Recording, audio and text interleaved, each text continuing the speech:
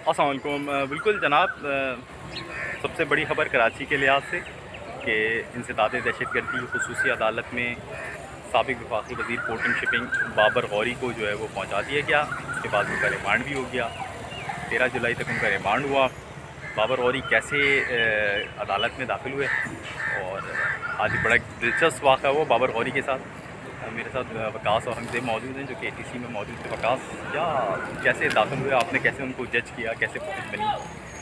देखें, अमूमन जिस तरह पेश किया जाता है मुलज़मान को ATC में, तो बड़ी सख्त सिक्योरिटी होती है और बख्तरबंद में लाया जाता है। लेकिन आज हमने देखा है कि बख्तरबंद को एक तरफ मोड़ा गया और बाबर गौरी को पुलिस जो नॉर्मल मोबाइल होती है उस मोबाइल में एक ड्राइवर और साथ में पुलिस एहलकार था, उसके बीच जहाँ पर गेयर होता है गाड़ी का अमूमन, वहाँ पर बाबर गौरी साहब को बिठाया हुआ था और सख्त सिक्योरिटी में लेकर आए। अदालत में पहुँचा, उनसे बातचीत भी हुई और वो कह रहे थे कि मैं एक तो मिनट रोकूँ ज़रा। वो महाजर कौम परस्ती की जो हमारी जो महाजर पॉलिटिक्स है, जो महाजर नारे पे कराची में होती है, अब उसका मुस्तकबिल का गेयरिंग है। वो लाया तो उनको इसीलिए ही है, तो बैठाया तो सही जगह पर है। अब देखते हैं कि किस तरह। लेकिन यह है कि ज़ाहिर यहाँ पर हमने अली वज़ीर को भी आते देखा, हमने बड़े बड़े डॉक्टर आसिम को भी आते देखा। तो बख्तरबंद होती है अमूमन, और आज भी पुलिस बख्तरबंद लेकर आई थी, न जाने वो किस लिए थी, वो शायद खाली थी और इनको आगे बिठा दिया गया था। आपको तस्लील लगी या प्रोटोकॉल लगा? प्रोटोकॉल मुझे लगता है कि शायद गफलत है, क्योंकि सिक्योरिटी तो ज़ाहिर इनको भी देनी चाहिए थी। खुदा न खास्ता कोई भी वाक़या हो सकता था। हमें याद है वो हलीमा दिल शेख का जब मलिर कोट, फिर ATC, एक बख्तरबंद का टायर ब्रस्ट हो गया था, उनको बख्तरबंद चेंज कर दी गई। तो ये भी हमने देखा। तो बहरहाल पुलिस की एक गफलत कह सकते हैं इसको। लेकिन दूसरी तरफ जब वो अदालत लाया गया, उनसे पूछा गया कि पाकिस्तान क्यों है, तो उनका ये कहना था कि पाकिस्तान इसलिए आया हूँ कि वालिद की तबीयत ख़राब है, अयादत के लिए आया हूँ और मुकदमात का सामना करना चाहता हूँ। और उनसे एक सवाल और किया गया कि सौलत मिर्ज़ा के हवाले से क्या कहेंगे। उन पर शाहिद हामिद कत्ल का इल्ज़ाम लगाया था सौलत मिर्ज़ा मरहूम ने। तो बाबर गौरी ने कहा कि अल्लाह सब जानता है, तमाम तर इल्ज़ामात बेबुनियाद हैं और मैं मुकदमात का सामना करूंगा और जो भी होगा सामने आ जाएगा। मैं अब पाकिस्तान आकर तमाम तर मुकदमात का सामना करूंगा। लेकिन ये है कि पीछे वकील आप देख सकते हैं, इनके वकील जो हैं वो आए हैं। ये ब्लैक कलर की रेंज रोवर में, जो रेंज रोवर है आपको नज़र अगर आ रही हो, तो ये रेंज रोवर में वकील आए हैं बाबर गौरी के। इससे पहले फैमिली भी आई थी, फैमिली भी आ गई है और कुछ और सियासी कुछ रहनुमा आ रहे हैं, बातचीत चल रही है। अब देखते हैं क्या मामला चलते हैं। लेकिन बहरहाल आज जो अपडेट है वो ये है कि 12 जुलाई तक पुलिस की कस्टडी में होंगे। 13 जुलाई को दोबारा अदालत में पेश किया जाएगा। पुलिस ने जो इल्ज़ामात लगाए हैं वो ये हैं कि इन्होंने इश्तिहाल अंगेज़ तकरीर की थी, उस तकरीर में इनको गिरफ़्तार किया गया था। उस केस में कुछ इश्तिहारी मुलज़मान भी हैं, फारूक भाई, खालिद मकबूल सिद्दीकी, नसीर जलील, हैदर अब्बास रिजवी, रज़ा हारून और फैसल सफवारी समेत दीगर हैं। ये इश्तिहारी हैं इसी मुकदमे में। और फारूक सत्तार, वसीम अख्तर, ख्वाजा इजहार, रऊफ़ सिद्दीकी, सलमान मुजाहिद, बलोच, कमर मंसूर समेत रेहान हाशमी जो हैं वो बरी हो चुके हैं। तमाम ये 2015 का मुकदमा था और ये इसका शायद इनको इल्म नहीं था, इनकी फैमिली को इल्म नहीं था, जिसकी वजह से ये 2 मुकदमात में तो उन्होंने ज़मानत ले ली, लेकिन इस मुकदमे में नहीं ले सके जिसमें पुलिस ने गिरफ्तारी डाली है। यहाँ पेश कर दिया, तफ्तीश होगी। फारूक भाई मज़ीद तफसीलात। तो अद्वियात के हवाले से क्या हुआ है? हाँ, बोल रहे हैं कि अदालत में उन्होंने कहा कि बीमार हूँ मैं, मुझे अद्वियात दी जाएँ। तो अदालत ने इनको कहा है कि आपको जो चीज़ें चाहिए होंगी आपकी सेहत के हवाले से वो आपको ज़रूर फराम की जाएंगी। और से ज़ाहिर अदालत में जो अदालत की कस्टडी में या पुलिस की कस्टडी में जो मुलज़िम आते हैं तो उसको सहूलियात दी जाती हैं, इनको भी मिलेंगी। अब मज़ीद पुलिस क्या इस केस से निकालती है, अगली समाअत तक क्या अदालत में पेश करती है, उससे पहले कुछ पता चलता है या बाद में आपके सामने लेकर आएंगे। और मेरी मालूमात के मुताबिक तो फारूक भाई मैंने तो निपटा दिया। अब आप इंटरेस्टिंग स्टोरी इसमें यह है कि जैसे कि सब जानते हैं मुत्तहदा कौम मूवमेंट का एक उरूज रहा है इस शहर पे और शहरी सिंध के अंदर। लेकिन आज जब बाबर गौरी साहब आए, जो कि बड़े बड़े नाम हैं, मतलब शाहिद हामिद जो मर्डर, जो सबसे बड़ा मर्डर है, सौलत मिर्ज़ा जो कि आप कुछ भी कहें उनको, वो क्रिमिनल थे या जो भी थे, लेकिन वो बहुत आइकॉन के नाम से जाने जाते हैं MQM के अंदर। जब वो यहाँ पर आए तो सौलत मिर्ज़ा केस के, जो शाहिद हामिद मर्डर केस में उनको सज़ा हुई है, उसमें असला फराम करने का सौलत मिर्ज़ा ने कहा था कि बाबर गौरी ने उनको असला फराम करने को किया था। वो इस केस का ऐसा बंदा और ऐसा पड़ा जो कि वफाकी वज़ीर रहा हूँ, लेकिन जब वो कोर्ट के अंदर दाखिल हुआ तो ये भुट्टो के नारे लगे और उसके ऊपर बाबर गौरी ने बोला अच्छा अब ये भी होगा।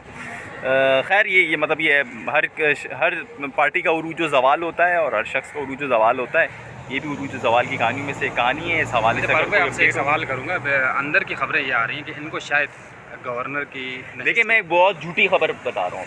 मैं कह रहा हूँ ये झूठ है, मैं ये कह रहा हूँ कि ये झूठ है, लेकिन झूठ है। अब ये मुझसे पूछ रहे हैं कि झूठ बोलो, तो मैं झूठ बोल रहा हूँ। कहा जा रहा है कि कुछ ऐसे लोग, नहीं, बहुत सारे झूठ जो है ना हमने सच होते देखे हैं, आप भी झूठ बोल रहे हैं। मैं एक ऐसे ही सच बोल रहा हूँ जो कि हो सकता है सच हो जाए भाई, दबान काली नहीं है।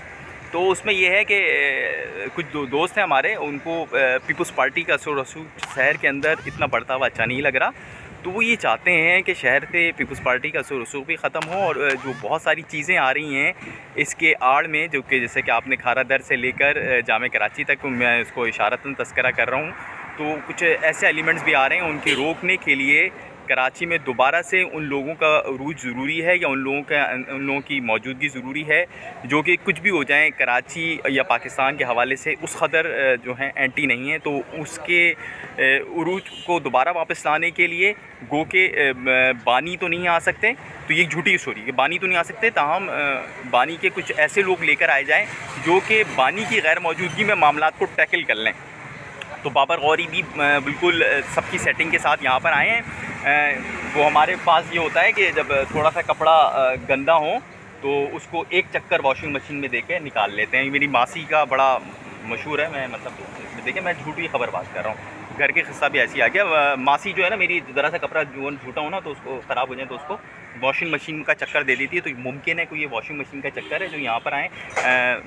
इतलाक़ के मुताबिक 4 से 5 समातों में ये निकल जाएंगे। आपके कहने का मकसद ये है अगर थोड़ा गंदा हुआ कपड़ा तो एक चक्कर दे देंगे, ज़्यादा गंदा हुआ तो हाँ चक्कर। अच्छा, उसके अलावा दूसरी बात ये होती है कि बहुत सारी डीलिंग्स होती हैं वो भी करनी होती हैं, और उसके लिए भी ज़रूरी होता है कि बंदे के साथ अंडरस्टैंडिंग लेवल बहुत अच्छा बन जाए।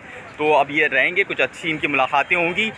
ये मुस्तक़बिल का गेयर बॉक्स हैं इस कराची का, और इनसे बड़ी तवक़्क़ुआत हैं लोगों को। देखें ये इनकी तवक़्क़ुआत पे पूरा उतरते हैं नहीं उतरते, क्योंकि जो डॉल्फिन थी वो डूबती हुई नज़र आ रही है। दिखाएँ बख्तरबंद निकल चुकी है, मेरे ख्याल से बाबर गौरी साहब को दोबारा वापस लेकर जा रहे हैं, और इस बार शायद बख्तरबंद नहीं डाला हुआ इनको, बख्तरबंद में ही लेकर गए, क्योंकि मैंने मोबाइल देखी, फारूक के मोबाइल में आके ड्राइवर और पुलिस एहलकार ही था। तो बाबर गौरी साहब को ATC से मुंतकिल कर दिया गया है। तफ्तीश होगी अब, और जो भी तफ्तीश होगी अदालत में पेश करने से पहले या अदालत में पेश करते वक्त हमारे सामने आ जाएगी, आपके सामने ज़रूर रखेंगे। बिल्कुल जी, ये देखिए इनकी फैमिली जा रही है, फैमिली इनकी जा रही है, गाड़ी में बैठ रही है, फैमिली इनकी जा रही है, गाड़ी में बैठ रही है, और ये इनके वकील साहब जा रहे हैं। और अब जनाब वकील और फैमिली के जाने के बाद हम भी यहाँ से जाते हैं। मुस्तक़बिल का गियर बॉक्स, जिनको गियर बॉक्स से बैठा के लाया गया था, वो यहाँ से जा चुके हैं। तो चलते हैं, हम भी चलते हैं। मुस्तक़बिल में बड़ा अहम रोल है बाबर गौरी का, इनको इसीलिए लेकर आया गया है। मुख्तसरन ये बात कर रहा हूँ, गो के मैं बहुत झूठी बातें करता हूँ, उनमें से एक झूठी बात ये है कि इनका मुस्तक़बिल में बड़ा रोल है, और ये इसीलिए यहाँ पर आए हैं क्योंकि जो जिन लोगों को खड़ा किया गया था वो अपना किरदार अदा नहीं कर सके। एक और पत्ता खेला गया है जो बाबर गौरी की सूरत में है, लेकिन तमाम तज़कियाकार जो कि इस सियासत की नफ्स को समझते हैं, वो कहते हैं कि जब तक वो एक शख्स नाराज़ है, जब तक मामलात हल नहीं होंगे, उसकी नाराज़गी वो ख़त्म करना दूरी है। और इस हवाले से भी कोशिश जारी है कि NA 245 का जो इलेक्शन हो उसमें उनकी जानिब से बाइकआउट ना हो। तो देखिए ये कोशिशें जो कर रहे हैं हमारे दोस्त कपड़े धोने वाले धोबी दोस्त, वो उसमें कितना कामयाब होते हैं। अब तक के लिए इतना ही। कुछ गैर संजीदा बातों और कुछ गैर रवायती बातों पर आपसे माजरत, और अगर किसी को बुरी लगी तो वो भी माजरत। इसको हमने बहुत लाइटर लगी तो भी कमेंट में ज़रूर बताइएगा, अच्छी लगी तब भी ज़रूर बताइएगा, और बहुत अच्छी लगी तो शेयर कर लीजिएगा। बहुत शुक्रिया, बहुत शुक्रिया।